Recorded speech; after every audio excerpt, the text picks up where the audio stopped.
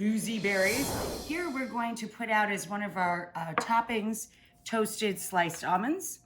We're going to have a bowl of freshly whipped cream. Any berries you like. We chose blackberries, blueberries, which are John's favorite, blackberries, which are mine, and strawberries, which are my mom and my sister's. We took the zest off of an orange, added that to the bowl, and now we're going to add the juice of half the orange. I'm saving the other half of the orange for dinner time when John will use it to make me, hopefully, a Negroni. So we're going to douse the fruit, which is a 2-pint box of strawberry and a 1-pint box each of blueberry and blackberry. We have about 6 cups of berries here.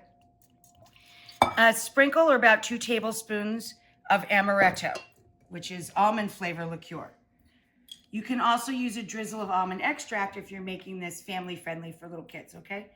And then we're going to add a little orange, a little Cointreau, another fat splash. About 2 tablespoons of the orange flavored liqueur, which you can just omit if you're making it again for children.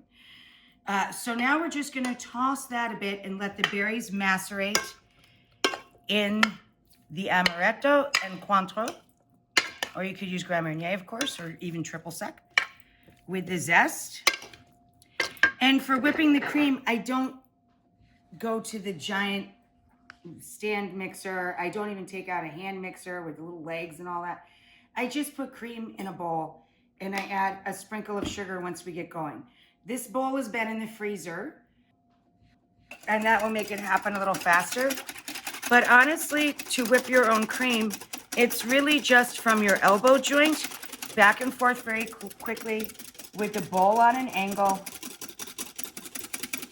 So here we go, guys. It's been about 2.5 minutes. When it gets to this point, sprinkle in your sugar.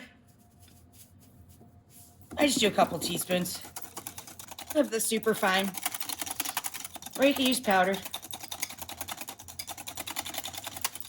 And don't take it too far. You're not making butter here, you know? That's it.